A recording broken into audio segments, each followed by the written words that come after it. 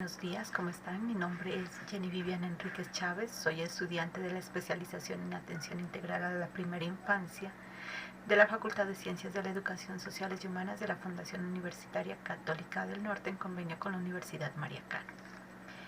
El día de hoy vamos nosotros a tratar un tema muy importante, que son las estrategias para el desarrollo de la inteligencia emocional en los contextos de atención a la primera infancia.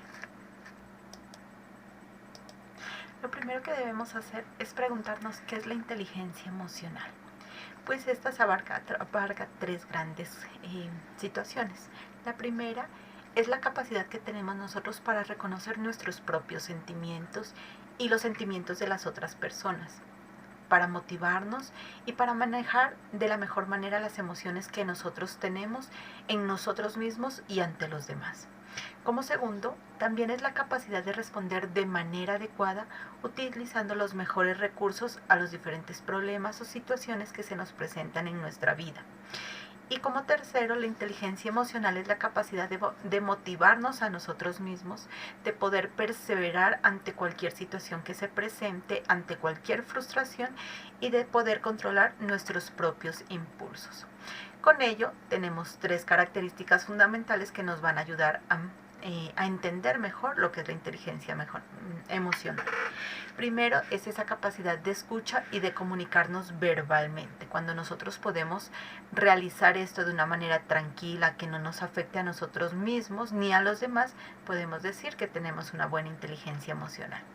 Segundo, es esa adaptabilidad y capacidad de dar respuestas creativas a los contratiempos que nosotros podamos tener, en especial a la resolución de algún problema. No hablamos de problemas físicos, problemas matemáticos, sino problemas de la vida natural, de la vida social que nosotros llevamos. Como por ejemplo, para un bebé un problema es poder alcanzar el chupete que él quiere. Y él debe saber sobrellevar ese problema de la forma más natural, saber que tiene que gatear, que tiene que arrastrarse hasta encontrar el chupete. Cuando nosotros no tenemos una buena inteligencia emocional desde bebitos, ¿qué hace el bebé? Se desespera, empieza a llorar porque no tiene esa capacidad de llegar hasta donde está su chupete. En nosotros los adultos es esa capacidad para solucionar el problema de se me perdieron las llaves y ¿qué hago? Entonces, ¿cómo manejo esa situación sin alterarme, sin estresarme, sino tratando de buscar la solución de la mejor manera? Y tercero es esa capacidad de controlarnos a nosotros mismos con confianza, con motivación, sintiéndonos orgullosos de lo que nosotros podemos y realizamos. Para ello, tenemos unas cualidades de la inteligencia emocional, unas habilidades, que nos llevan a lograr una excelente inteligencia emocional. Primero vamos a hablar de la autoconciencia. Las personas que tienen una autoconciencia también pueden ser capaces de energizar a los demás, de comprometerse y confiar en quienes desarrollan una tarea con ellos.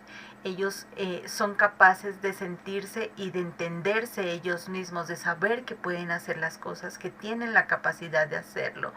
Toman la iniciativa y las decisiones basadas en una evaluación realista de qué pueden hacer y qué no pueden hacer. Segundo, tenemos nosotros la autorregulación. La autorregulación es cuando nosotros somos capaces de controlar nuestras emociones, tranquilizarnos a nosotros mismos, indicar o lidiar con esa ansiedad que podemos tener, con esa tristeza o con esos diferentes sentimientos y emociones que nos llegan. Ahí nosotros manejamos 4 cosas importantes, que primero es el autocontrol, mantener las emociones controladas o esos impulsos que nos quieren llevar a algún conflicto. Segundo, tener confiabilidad, de ser responsables de qué es lo que está pasando. Tercero, la integralidad, que nosotros somos íntegros en ese momento y sabemos qué debemos hacer sin afectar a los otros. Y cuarto, la adaptabilidad, que nos mantiene expectativos a las ideas del otro, al momento del otro, pero sin irnos más allá. La motivación. La motivación, el motivarnos y ser optimistas son unos requisitos fundamentales para poder llegar nosotros a nuestras metas y y poder cumplir esas tareas. Nosotros mismos somos quienes nos motivamos para seguir adelante. Es esa capacidad de poner a prueba cuando surgen algunas dificultades, como el cansancio, el fracaso, el negativismo, y podemos mantener un pensamiento crítico para decir que podemos llegar al éxito, podemos lograrlo sin abandonar y sin llegar al fracaso. Posteriormente, nosotros tenemos la empatía. Es esa capacidad de captar los estados de ánimos de otras personas, de los demás, y ayudarlos de una manera pacífica, apropiándonos socialmente, sin hacerle daño a ellos. Y por último, tenemos nosotros esa sociabilidad, que es muy importante. Ahí nosotros manejamos el liderazgo, el trabajo en equipo, la capacidad de persuadir ante las cosas negativas, la capacidad de cooperación y la capacidad de servicio.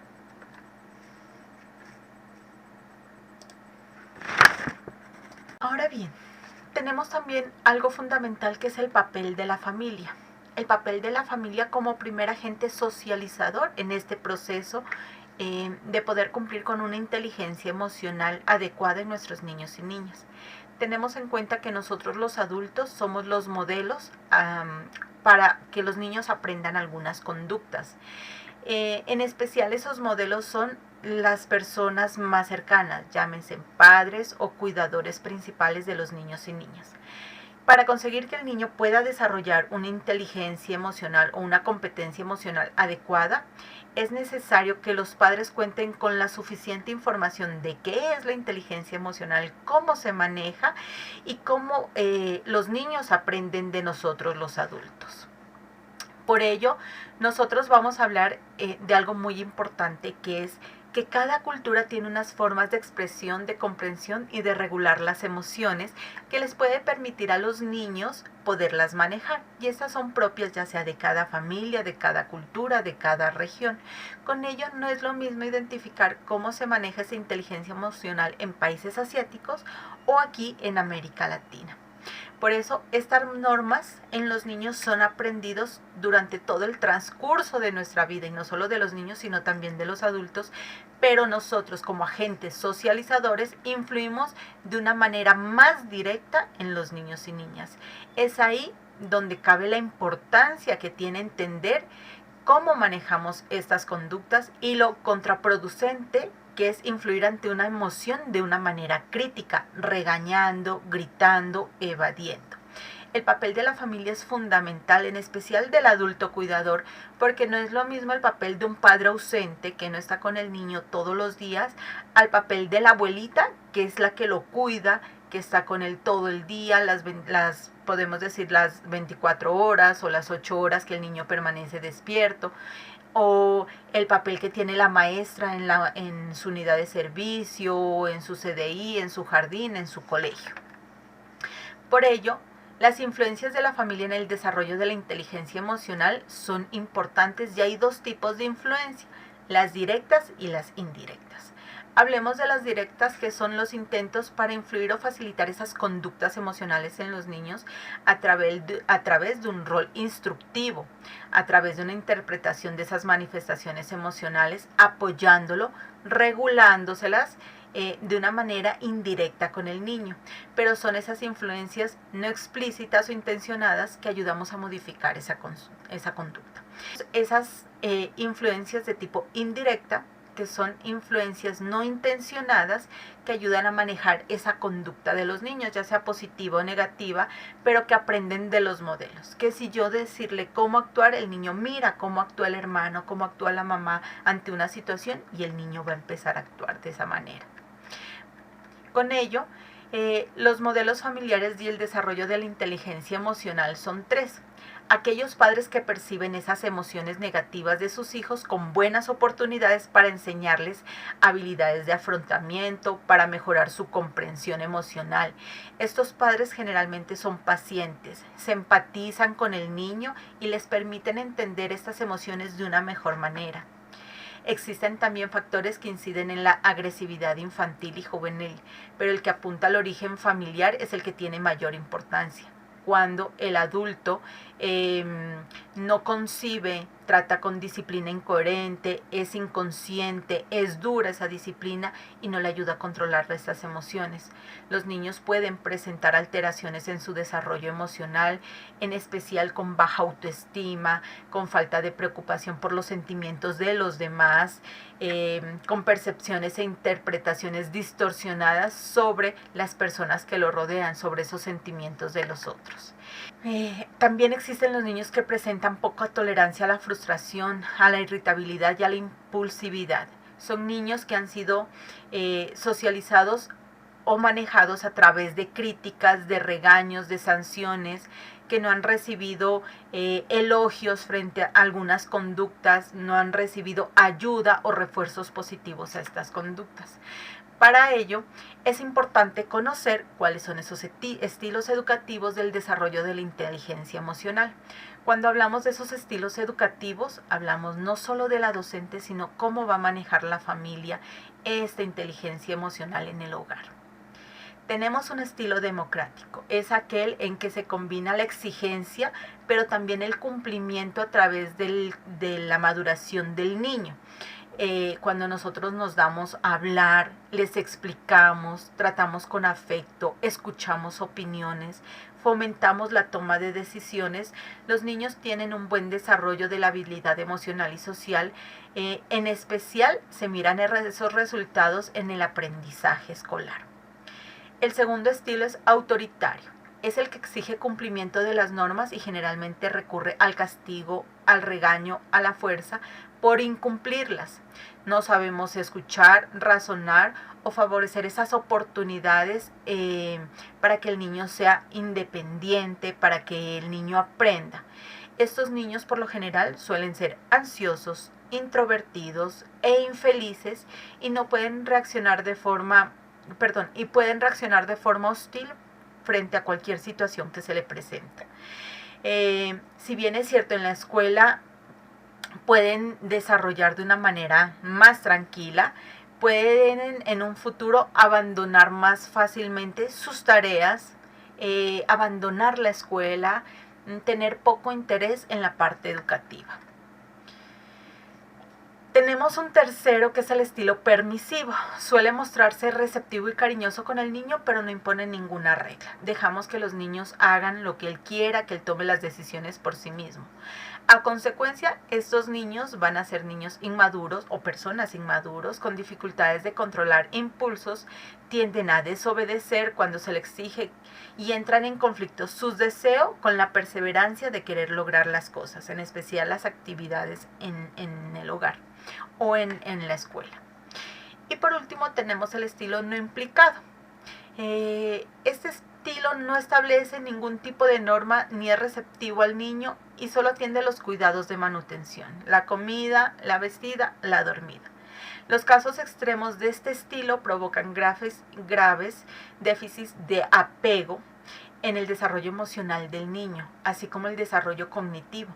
Y puede ser que en su adolescencia los niños educados bajo este estilo tengan poco control de sus emociones, porque los dejamos en la mitad. No le hago caso, pero le exijo, y hay momentos en que no le exijo y no le hago caso. Entonces, el adulto no está implicado en el proceso emocional del niño. Para poder combatir esos déficits que tenemos nosotros de conocimiento de la inteligencia emocional, les traemos unas estrategias para fortalecer esta inteligencia. Primero vamos a entrar con unos consejos muy importantes, que pueden ser sentarse con el niño a dibujar rostros que expresen emociones. 2. Redactar un diario emocional que puede ser privado o tener fragmentos que puedan compartirse. Más adelante vamos a explicar cómo se hace esta actividad. Tercero, imitar conjuntamente diferentes emociones. Podemos ubicarnos en un espejo con el niño si es pequeño o de frente y empezar a imitar emociones.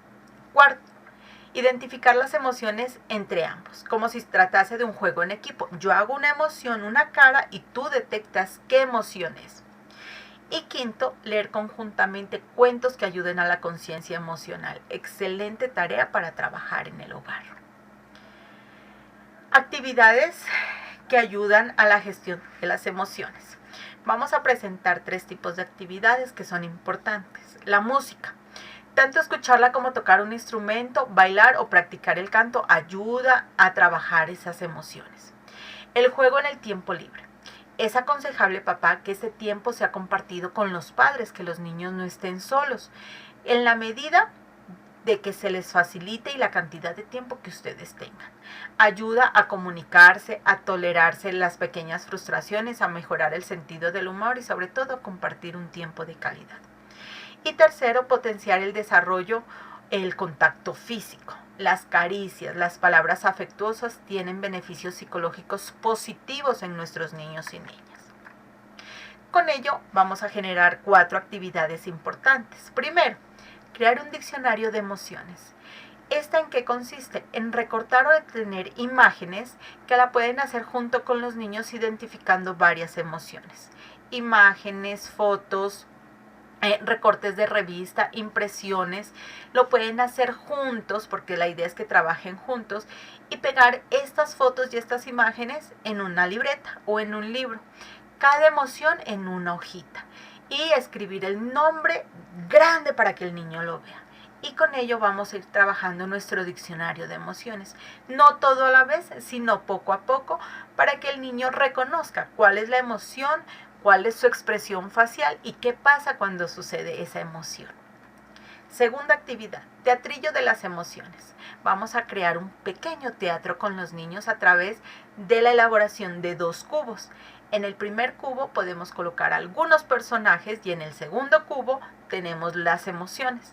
Las vamos a escribir. Si los niños son pequeños, nosotros les ayudamos a leer cuál es la emoción hasta que el niño aprenda. Si es más grandecito ya se le facilita. Estos 2 dados pueden ser de un tamaño grande, los podemos elaborar en cartulinas. Y la idea es que el niño tire los dados y cuando le salga el personaje y la emoción empezamos a narrar el cuento con esa situación que se nos presenta. 3. Los superhéroes en apuros. Podemos hablar con sus diferentes figuras de superhéroes que tienen en casa. Recolectamos todas las que ya superhéroes para los niños y princesas para las niñas. Y hablamos que los superhéroes también, por más fuerte que sean, ellos también lloran, ellos también sufren, a ellos también les duele, ellos sienten pena y empezamos a contar historias con estos superhéroes. Los niños van a entender que todos tenemos diferentes sentimientos y les va a gustar mucho esta actividad. Y 4. Música, pintura y emociones. No puede faltar la música y la pintura en casa. Vamos a entregarles a los niños diferentes pinturas. Podemos trabajar al aire libre, en el patio, en la terraza, en la calle. Y vamos a poner diferentes tipos de música. Y el niño va a pintar de acuerdo a la música y al son que le coloquemos. Si la música es estruendosa, de pronto él tire la pintura. Si la música es suave, de pronto pase una pincelada. Y le vamos a permitir libremente que él maneje la pintura de acuerdo a la música. Al finalizar, vamos a hablar cómo se sintió y por qué hizo esas manchas. Con ello hay que entender, papitos, una emoción no causa dolor. La resistencia o la supresión de esa emoción sí la causa. Tengamos mucho cuidado cómo tratamos a nuestros niños y cómo les ayudamos a enfrentar esas diferentes emociones que ellos tienen para poder seguir adelante. Les agradecemos mucho y espero que les haya gustado este video. Que tengan una feliz tarde.